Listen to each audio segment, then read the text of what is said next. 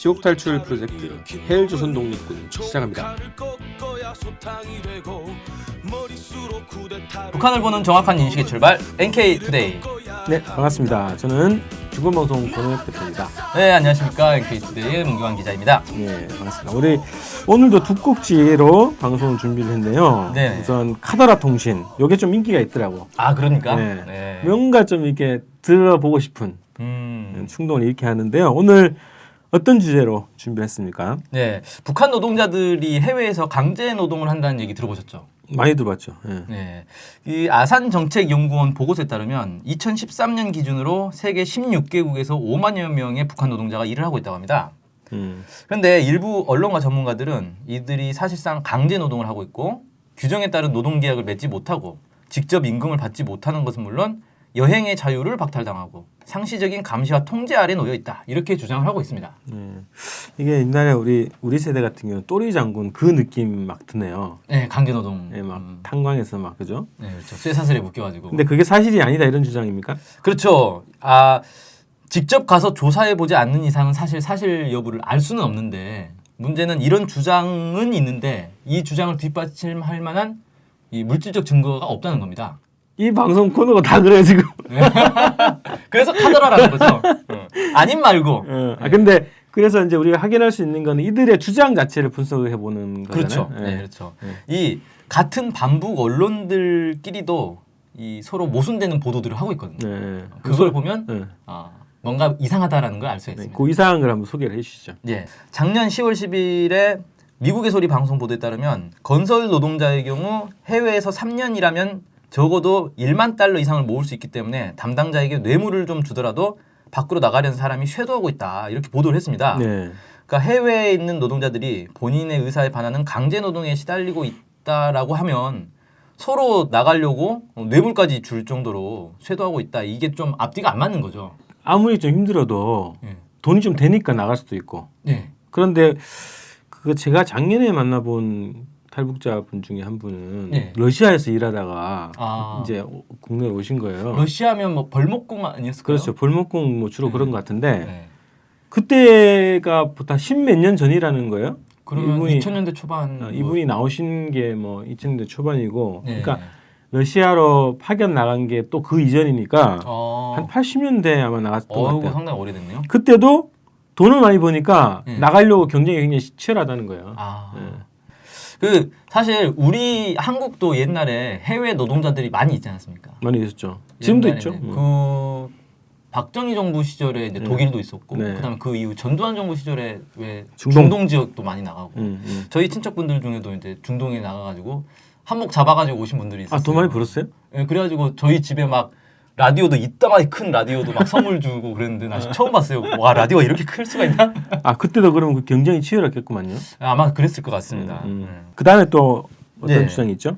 그 9월 10일 연합뉴스에서 이 북한의 해외 파견 노동자들이 가족에게 보내는 외환은 당국이 일부 공제하는 부분을 제외하고는 고스란히 북한으로 유입돼 시장을 통해 유통되면서 경제 성장을 견인하는 영양제가 되고 있다. 이렇게 이제 보도를 했는데 이건 이제 이런 해외 파견 노동자들이 벌어온 돈들로 북한 경제가 성장을 하고 있다. 그러니까 북한 경제가 그만큼 내부적으로는 허약하다라는 걸 강조하기 위한 보도거든요. 그런데 이 안에 내용을 보면 노동자들이 가족들한테 외화를 보낸다는 거예요. 그러니까 노동자들이 직접 자기들이 월급을 받는다는 얘기죠. 그러겠네요. 그러면 월급을 뭐 받지 못하고 정부가 다 뺏어간다 이런 얘기 자체가 이제 거짓말이 되는 거죠. 여기 보니까 일부 공제하고 이게 다 모든 나라가 다 마찬가지일걸요? 세금 당연히 걷어야죠.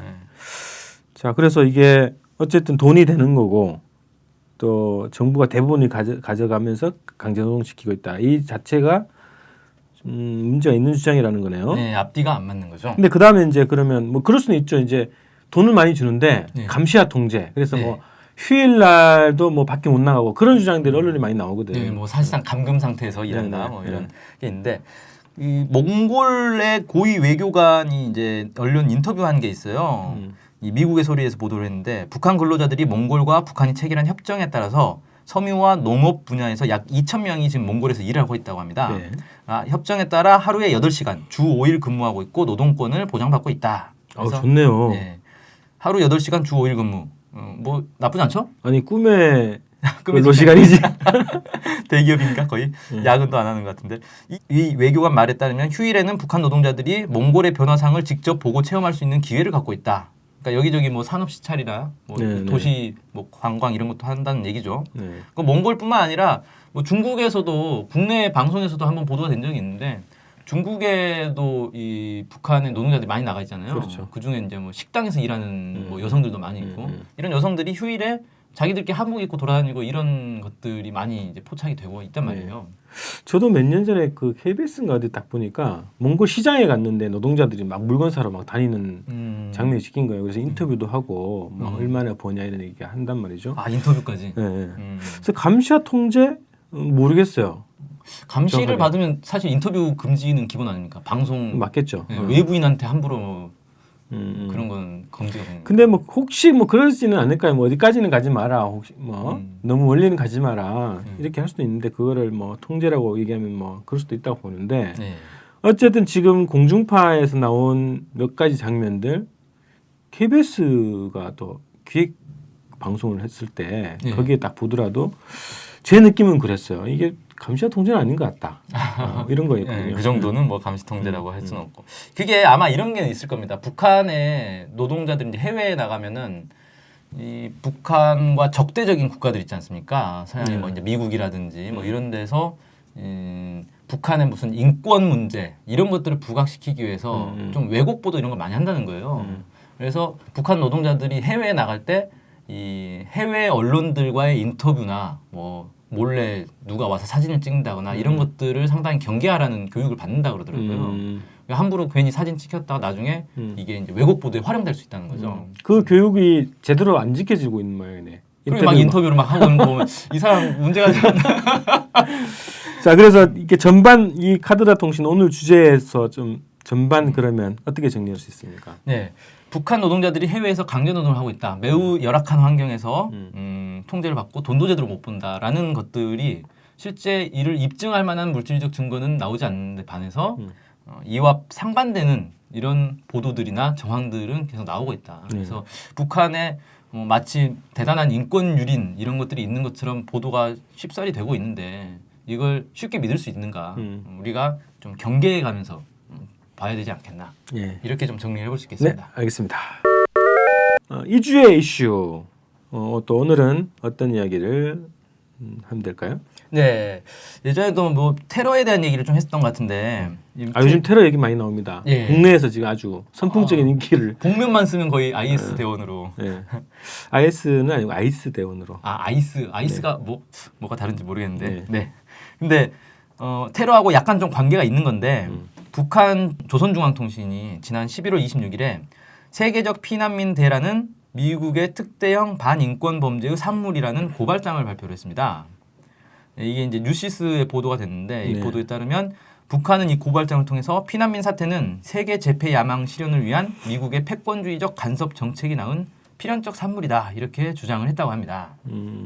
피난민 사태면 요즘에 이제 그 최근에 가장 문제가 되고 있는 시리아 난민 얘기 그 얘기 만든 거죠?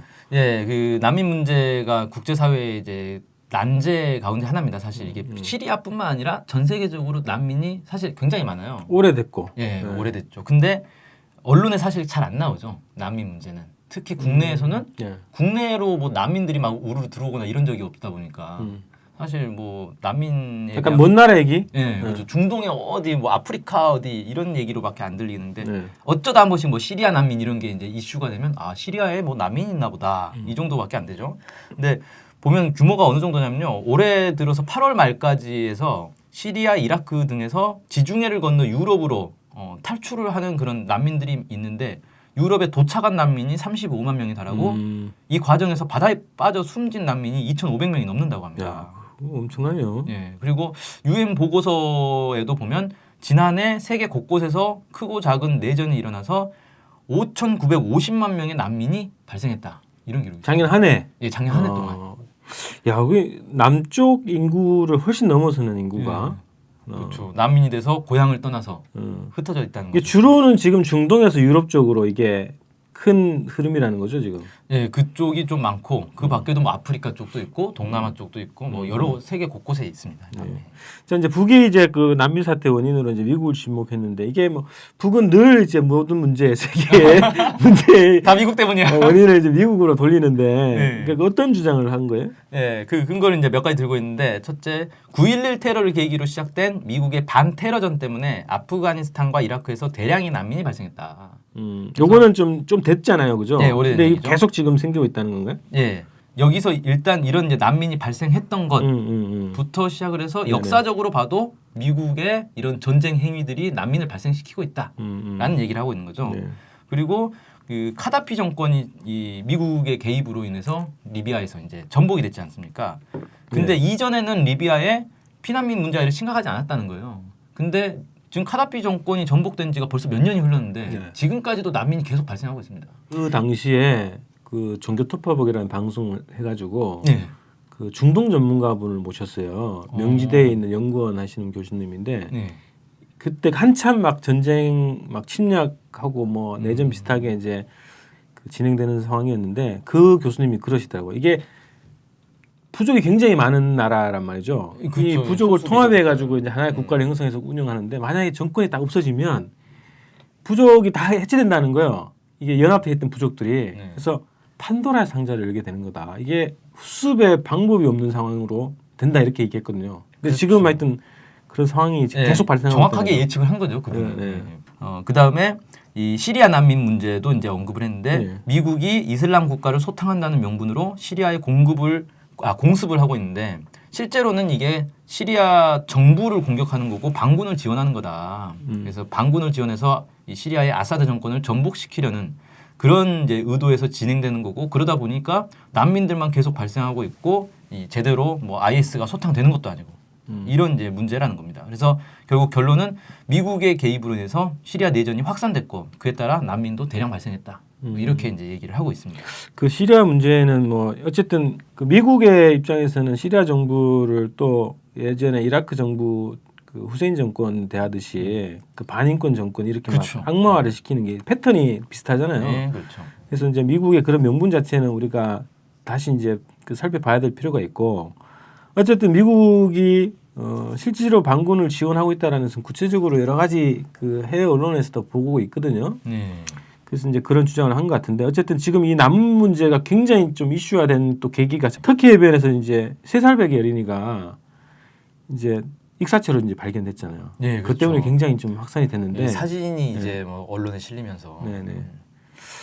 근데 이게 이 아이가 어떤 아이였어요?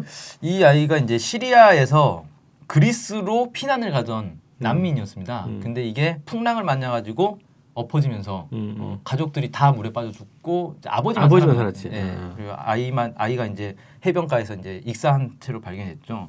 근데 정확하게 말하면 시리아 쿠르드족이라 그래요. 그래서 IS와 쿠르드족 사이에 또 내전이 있다고 합니다. 그러니까 시리아가 내전이 매우 복잡한 거예요, 이게. 그러니까 여기가 이제 이렇게 다민족 국가고 또 종교도 다양하다 그러고 네. 그렇죠.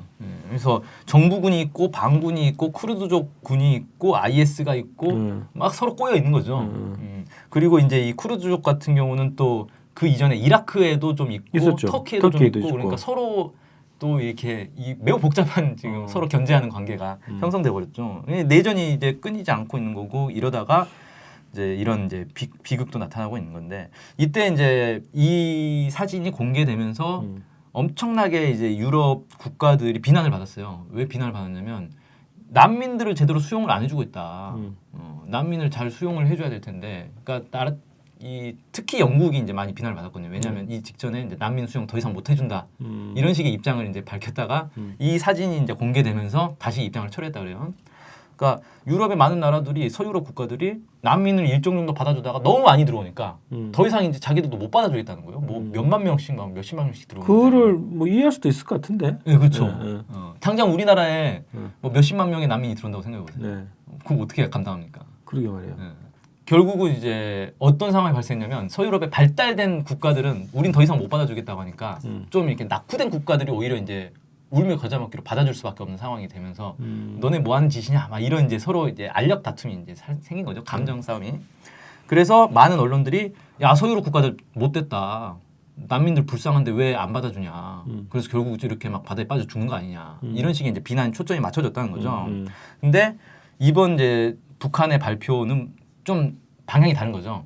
난민을 잘 받아줘야 된다 이런 내용이 아니라 난민의 발생 원인 자체가 미국에게 있고 미국이 나쁜 놈이다.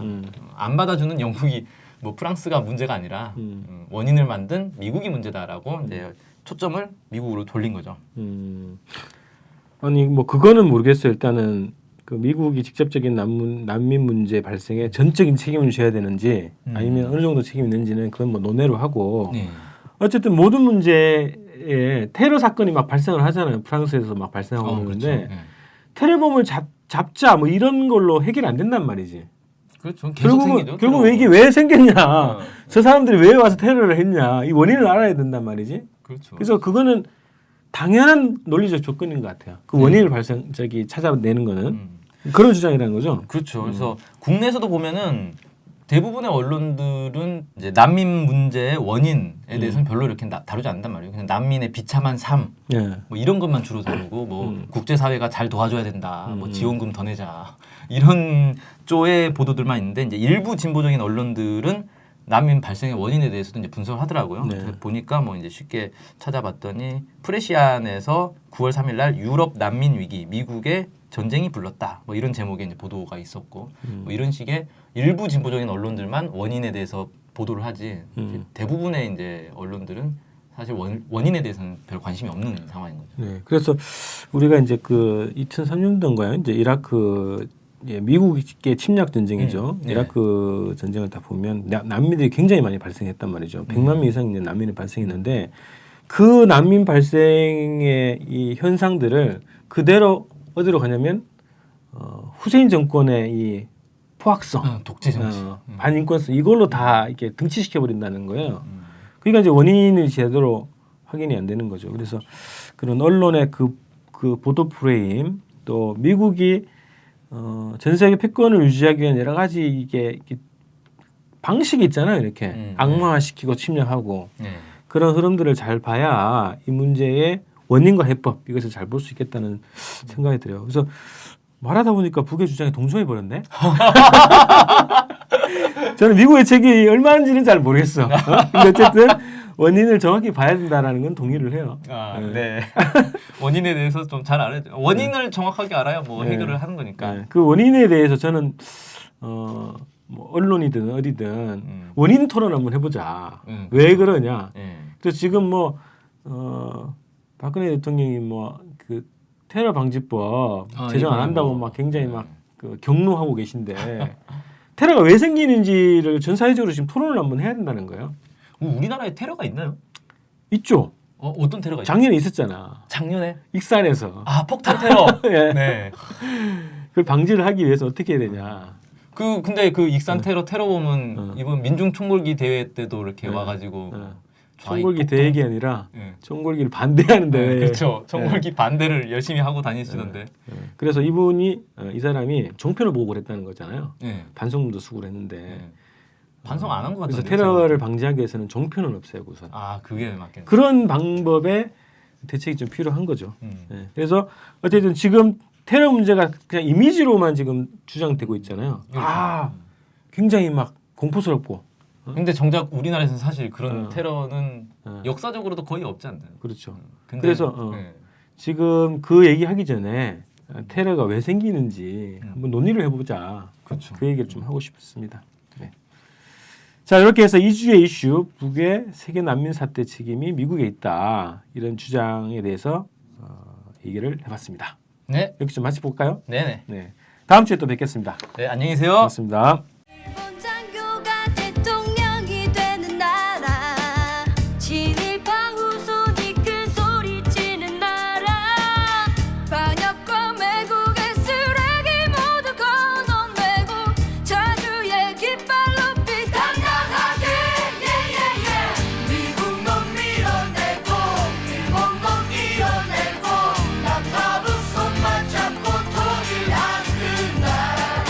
양키놈 양